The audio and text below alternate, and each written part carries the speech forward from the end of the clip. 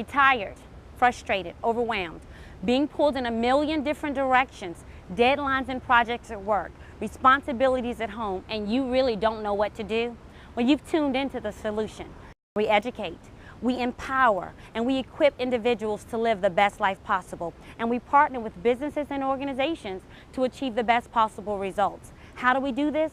We teach you the value of time. It's the great equalizer. Every day we begin with 24 hours and it's a countdown. And what you do with that time, how you allocate it, what you make as your priorities, how you focus on your values will determine the amount of success that you experience. On today's show, you'll discover the tools on how. I do appreciate you taking the time today to join us, and your being here does say a lot about your desiring to implement some change and to become more productive, because when people say, you know, doubling your productivity, they often ask, how does that affect me? Well, it affects all of us, usually right here.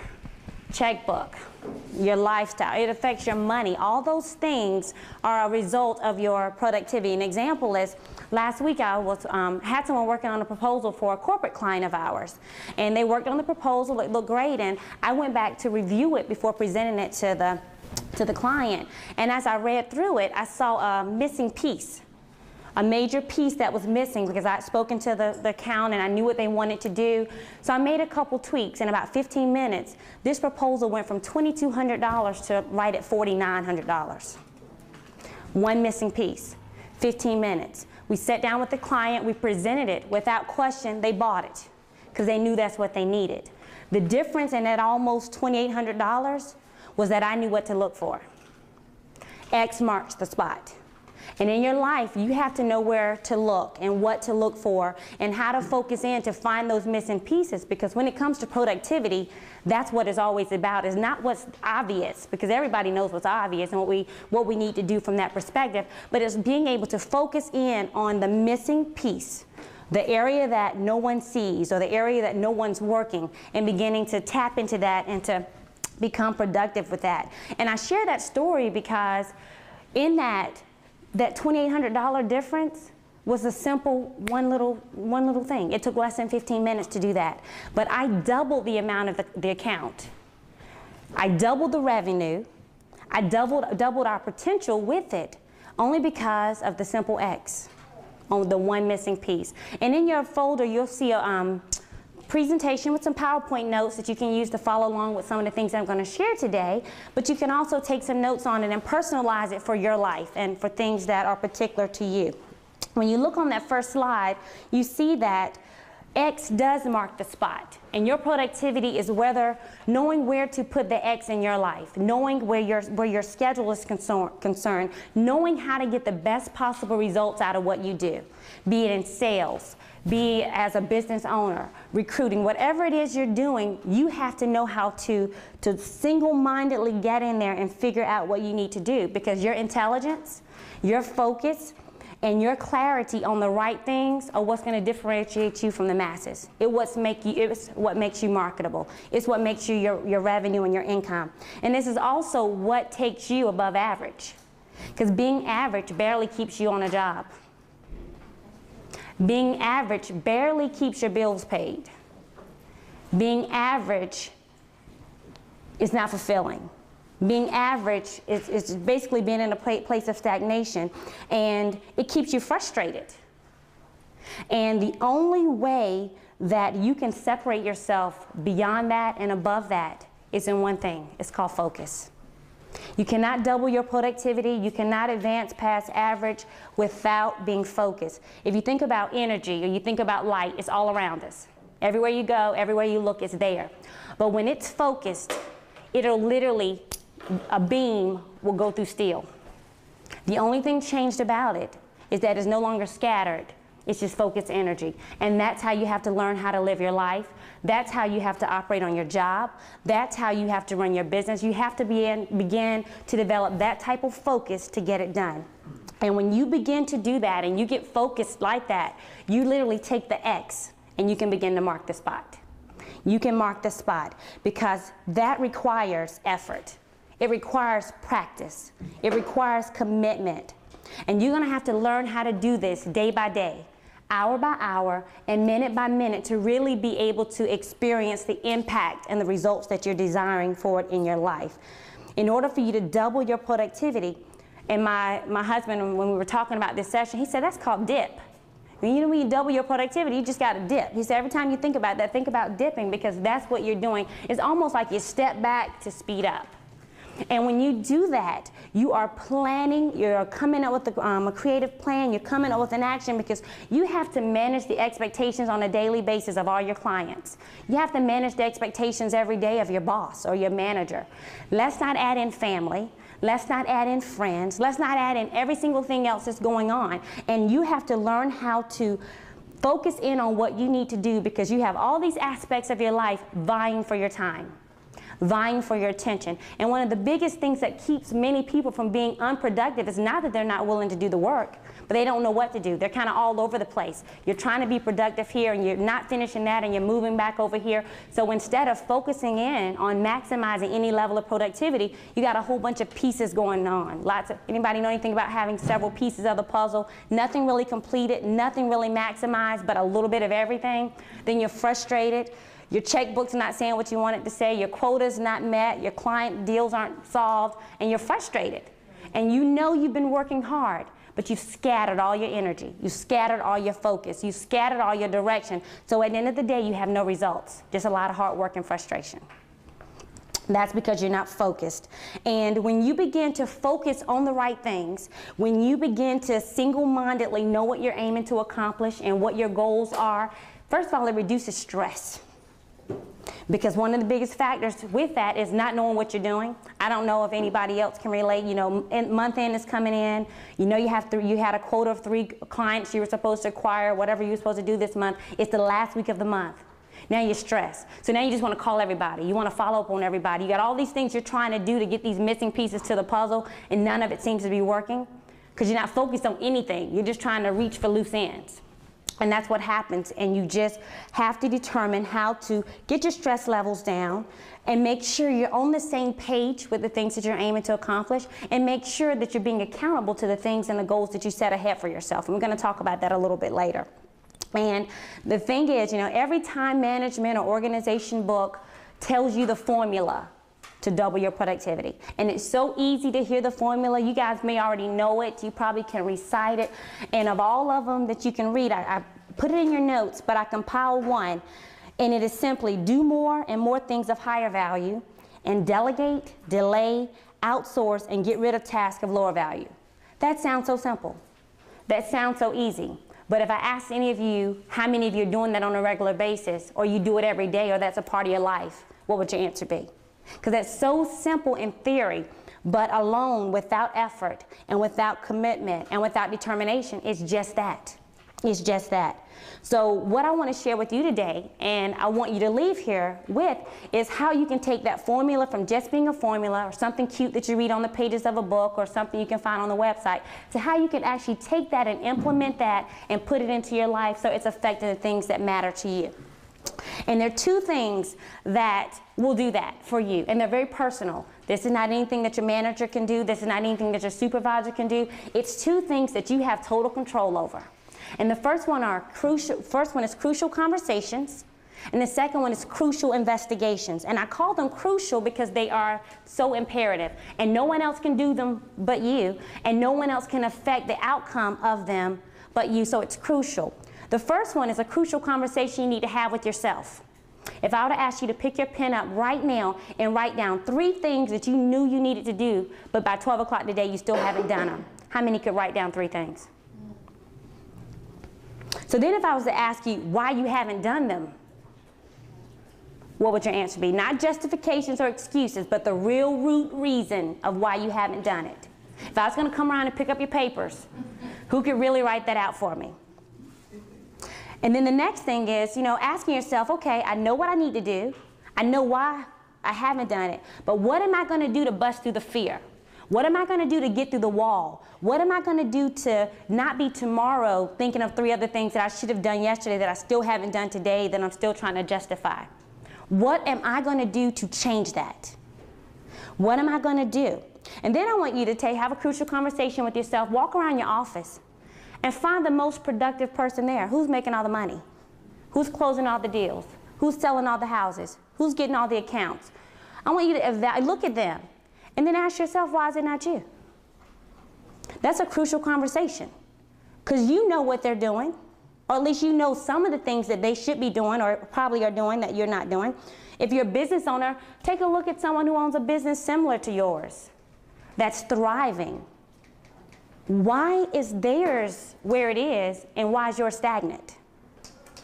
You have to have that conversation with yourself, because only you know the answer to that. And you have to be real, because my answer to that question for you does nothing for you. You need to know, and when you ask yourselves those questions, a lot of times you get frustrated, because I don't really ever like the answers. Because you know, the answer, you find yourself going in a circle, justifying, coming up with the best of excuses, the best set of circumstances, or what you're going to do better. You know, those answers always seem to tend to be somebody else's fault but your own. But at the end of the day, who can be responsible for what you do outside of you?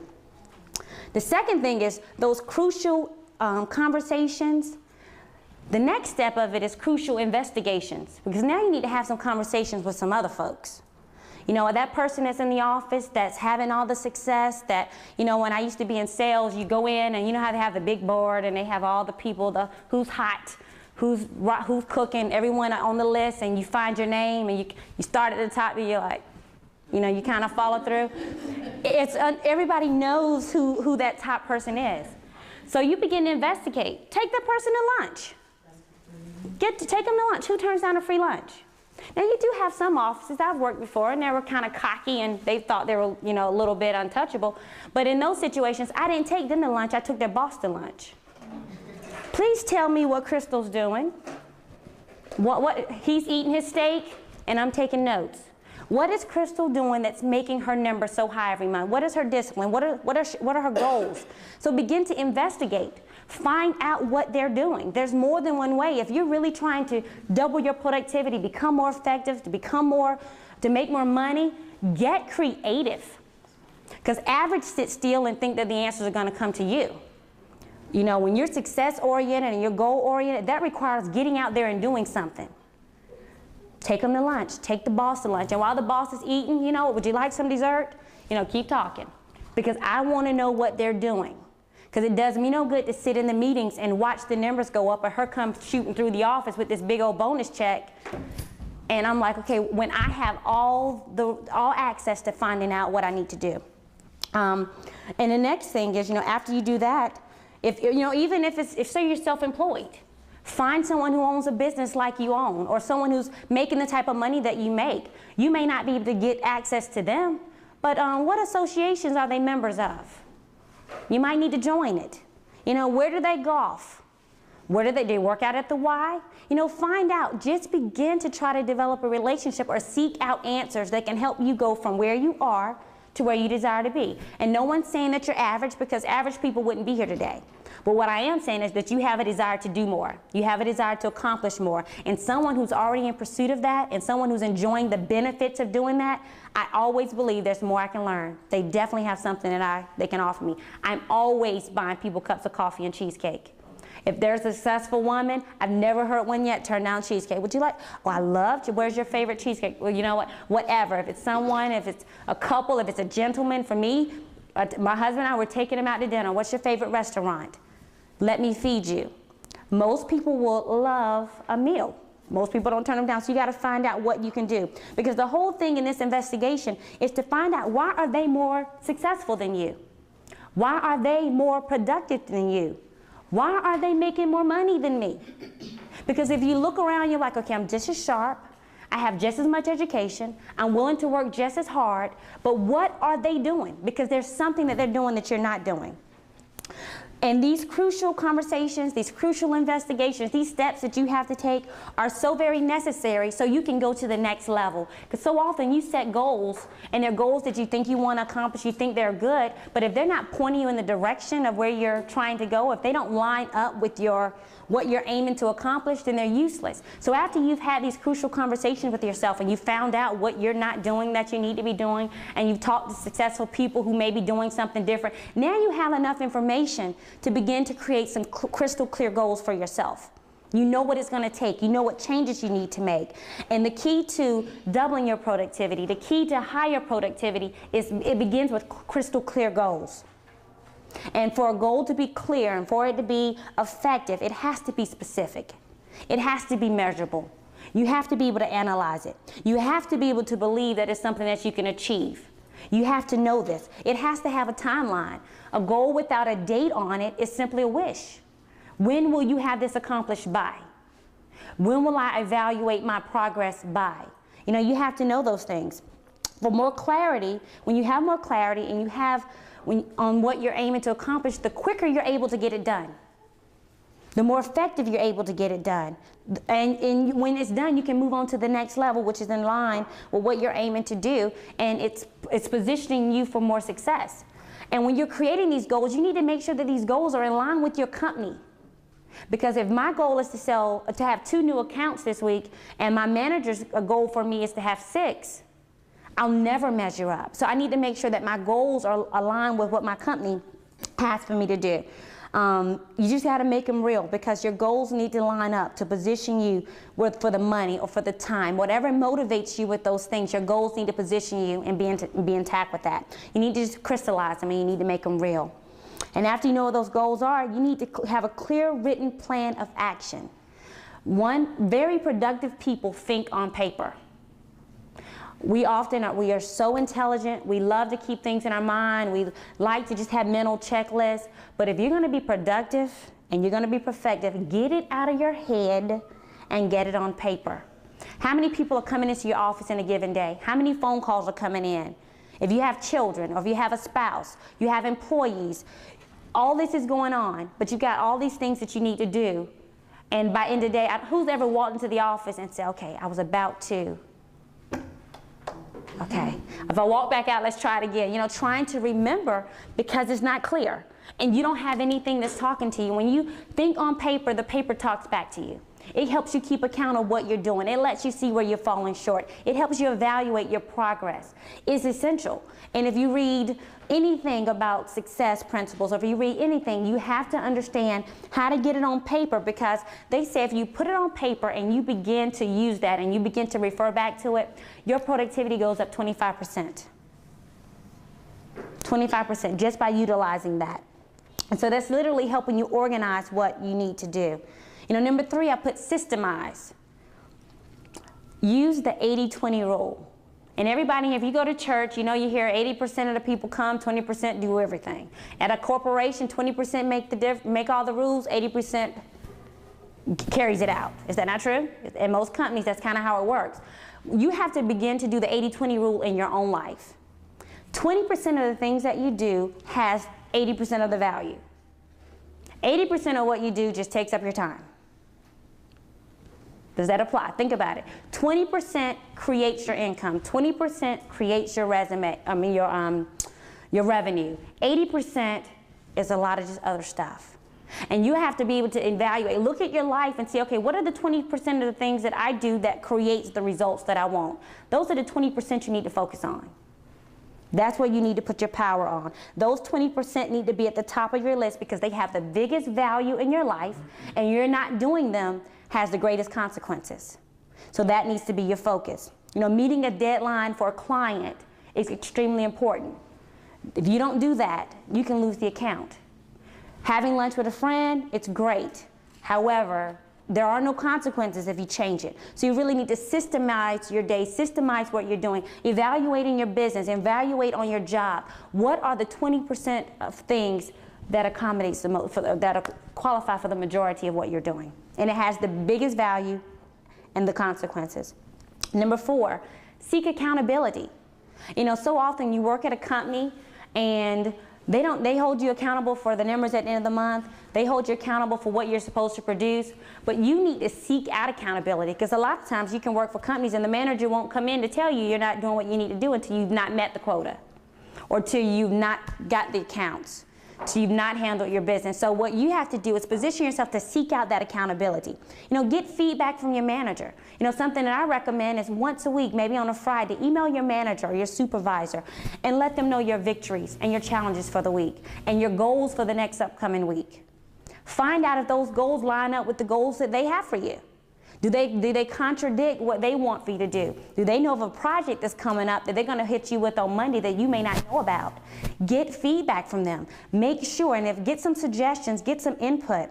You know, ask your manager to respond with some insight and suggestions on some things that you can do better. Open yourself up for encouragement, but open yourself up for criticism. Because if you knew every single thing that you were doing in that job, you might not have that job. You might have already been promoted. You might have opened up some opportunities. And if you have a manager, you know, I've heard people say, well, my manager and I don't have that type of relationship. You know, I can't email them and get feedback. I have even emailed myself with my strengths, with the things the challenges for the week. And I still even do this now in my business. I send out an email in the week on my victories, my challenges, things I need to work on. So when I get that done on Monday, when I open up my email, that's the first thing that meets me. I can evaluate. This is what I didn't do well last week. I need to focus on this. This is where I need to start. So do that for yourself. But most managers are open. Most supervisors or managers, they hire you because there's a job they need for you to do. And they want you to do it well. So when you seek out their help, it improves the communication, it lets them know your commitment level, and it creates a win-win situation. Because if I was a manager and I had several people on my team and I had one who was coming to me for some direction, I would make sure that person got everything I needed, that they needed to be a success. I would make sure that that was an environment for success. I would focus on that. And when you do this, be it with a manager or with yourself, you're creating a contract around your commitment and around your communication.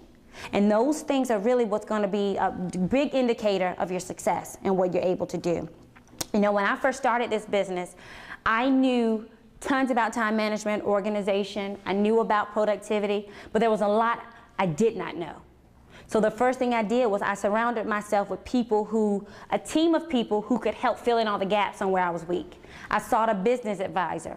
I sought, you know, all these different people, so that instead of Keisha now having the answer and Keisha being responsible for the success, I had a team of people together that instead of coming to Keisha, our success was now on a whole team of people. It wasn't just me. And although you may work for a company, that's what you need to do. You need to create an environment or a team of success. So everything's not just on Cheryl.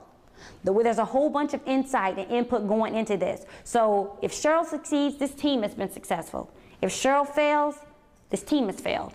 So creating that type of environment, and therefore your productivity is no longer just limited to you. It's not just, it's not all on your plate, you open it up. So you need to allow people to help you do that. In your notes, I have put in something I created. I call it the ABCDE Priority Guide. You know, so many people talk about confusion. Well, I know all these things I need to do. I don't know how to prioritize them. It's very, very simple. I am a humongous fan of to-do lists because it gives you a blueprint every single day for your success. It lets you know what you're accomplishing and what you're not. And it's very, very simple, very easy. You know, the A's, when you write out your list in the morning or the night before you go to bed on the things you need to accomplish, or before you leave work and you're jotting it all down. When you write it all down, there's some things up there that are A's. Those are the absolutes. Those are the things that if you don't do, there's some major consequences. So you don't even have a choice. They have tremendous impact. So those are the super important tasks that you can't compromise on. Those are the absolutes. Then you have the B's. I call those the backbones, because those are the things in your life, the daily staples, the things that you have to do. They're the support system. They sustain you. These are the things that you know you may not want to do them, but you know these are requirements. So those are some of the things that you have to do. And when you look at your to-do list, you have what I call C. Those are the cool things. Those are the things you want to do, which is where most people usually start. You know, that's the fun stuff. You go into work and you want to go get a cup of coffee and catch up on with your friend, and so that's cool. Or you want to call and check, or you want to read the newspaper, or you want to take a break. Those are the cool things. You don't get paid real well for the cool stuff. And you should never be doing a cool item when you still have A and B tasks on your list that has not been done. A and B tasks are what makes your boss look good. A and B tasks are what gets you bonuses. A and B tasks are what gets you promoted. But we fill our life with all the C's, and we're busy. We're running. And then you want to understand why they want you to do more. There's another project, there's another deadline, another account, another call, and you are flabbergasted. You don't see if you're coming or going. And it's because you are doing tons of C's. Those, you know, when those are on your list, and I still put those things out that I would like to do, but If A and B is undone, C's are not even thoughts. I don't even have to think about it because you'll negotiate and change your mind. Well, if I go ahead and do this now, it'll really open up some more time, and then I'll just do this later. If you're on a C task and you have A's and B's that have not been done, you're being unproductive. Just hear me say that. You're being unproductive. The D task, those are what you delegate or what you delay. What can you delegate to someone else so that you can focus on that 20% of things? And as a woman, as a wife, as a mother, as a business owner, those are the things that only I can do. There's certain things within my company that I have to do. I can't delegate. Though I need to focus on those, and anything else I can have somebody else do, then I need to delegate those. Or things that don't have to be done now. These are things I can delay. It's not as urgent. If I don't do this today, it's not a big deal. I can put this off on another day. The E's are the things that you need to eliminate altogether. Maybe you used to have to do this report and turn in once a week 6 months ago, but now it's null and void. Why are you still doing it? Eliminate those things that don't need to be done. And you just got to focus on really what your priorities and with your productivity is just keeping first things first. Focus on the main things. Get those things done. And when you're doubling your productivity and you're setting up, putting yourself in a position to really make more money, to be promoted, to get more accounts, you ought to know immediately that it's going to require hard work. And most people are willing to work hard, but they just don't really understand what they're working hard for. And when you work hard, I'm talking about really working hard. That's putting in a full day's work. You know, when you get to work, have your mind set up from 9 to 5. I'm going to work as hard as I can. I'm going to be as focused as I can. I'm going to do the most that I can do. So when I leave out of here at 5 o'clock, I've put in enough that I can be rewarded for. I can expect some results. I can expect to close some deals. I can expect the counts to be in place. You know, number 2, working fast. And I'm not talking about running around all like this. It's doing things with a sense of urgency. You know, how many times do you check off a task at work? Then you're like, okay, that's done.